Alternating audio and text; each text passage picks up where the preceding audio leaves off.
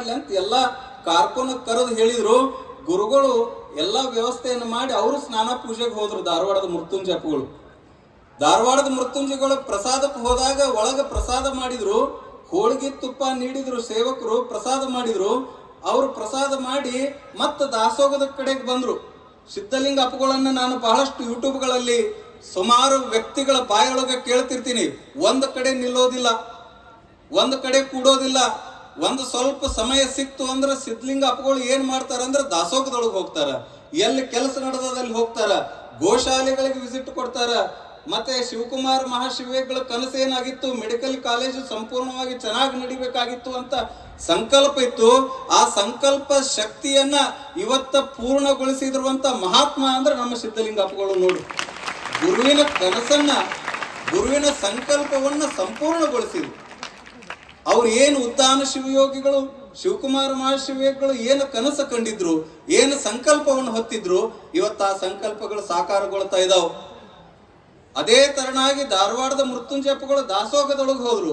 ದಾಸೋಗದೊಳಗೆ ಹೋಗಿ ಮಕ್ಕಳ ತಟ್ಟೆಯೊಳಗಿರುವಂತ ಹೋಳಿಗೆ ನೋಡಿದ್ರು. ಹೋಳಿಗೆ ಮೇಲೆ ತುಪ್ಪ ಇರ್ಲಿಲ್ಲ.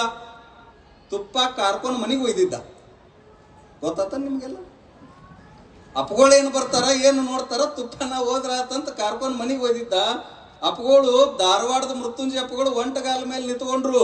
ಕಾರ್ಕೋನನ್ನು ಕರ್ಯಾಕ್ ಕಳಿಸಿದ್ರು. ಕಾರ್ಕೋನನ್ನು ಕರ್ಯಾಕ್ ಕಳಿಸಿ ಮಕ್ಕಳಿಗೆ ತುಪ್ಪ ಯಾಕೆ ನೀಡಿಲ್ಲ ಅಂತ ಕೇಳಿದ್ರು. ಅವಾಗ ಸ್ವಲ್ಪ ಬಾಯಿ ಸತ್ತು ಹೋಯ್ತು. ಒಂದು ಏನು ಉತ್ತರ ಇಲ್ಲ. ಯಾಕೆ ಮನೆಗೆ ಒಯ್ದು ಬಿಟ್ಟಿದ್ದ. ನನ್ನ ಮನೆಗೆ ಬರ್ತೈತಿ, ನನ್ನ ಹೆಂಡತಿಗೆ ಬರ್ತೈತಿ ಅಂತ ಒಯ್ದಿದ್ದ. ತಪ್ಪಾತ್ರಿ ಅಂತ ಸಾಷ್ಟಾಂಗ ನಮಸ್ಕಾರ ಹಾಕಿದ. ಸಾಷ್ಟಾಂಗ ನಮಸ್ಕಾರ ಹಾಕಿ ತುಪ್ಪ ತಗೊಂಡು ಬಂದು ನೀಡೋ ಮಟ್ಟ ನಾವು ಒಂಟಗಾಲ ಮೇಲೆ ನಿಲ್ತೀನಂದ್ರು ಧಾರವಾಡದ ಮೃತ್ಯುಂಜಯಪ್ಪಗಳು. ಆ ಸಂದರ್ಭ ಹೆಂಗಿತ್ತು ಅಂತಂದ್ರೆ ನಿಮ್ಗೆ ಆಶ್ಚರ್ಯ ಹೇಳ್ತೀನಿ.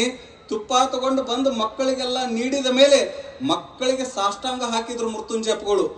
ನಿಮ್ಮನ್ನು ಬಿಟ್ಟು ನಾನು ತುಪ್ಪ ಉಂಡಿನಿ, ಇವತ್ತು ನಿಮ್ಮನ್ನು ಬಿಟ್ಟು ತುಪ್ಪ ಉಂಡಿನಿ, ನಿಮಗೊಂದು ಪ್ರಾಮಿಸ್ ಮಾಡ್ತೀನಿ ಅಂತ ಮಕ್ಕಳಿಗೆ ಪ್ರಾಮಿಸ್ ಮಾಡಿದ್ರು. ಏನ್ ಪ್ರಾಮಿಸ್ ಮಾಡಿದ್ರು ಅಂದ್ರ, ಇನ್ನು ಜೀವನದೊಳಗೆ ನಾನು ನಿನ್ನ ತುಪ್ಪ ಮುಟ್ಟಂಗಿಲ್ಲ, ನಿಮ್ಮನ್ನು ಬಿಟ್ಟು ತುಪ್ಪ ಮುಟ್ಟಿದ್ದಕ್ಕಂತ ಹೇಳಿ ವಿದ್ಯಾರ್ಥಿ ದೇವೋಭವ ಅನ್ನುವಂತ ತತ್ವ ಸಿದ್ಧಾಂತವನ್ನ ನೆಲೆಗಟ್ಟಿನ ಮೇಲೆ ಮಠವನ್ನು ಕಟ್ಟಿದ್ರು. ಆ ವಿದ್ಯಾರ್ಥಿ ದೇವೋಭವ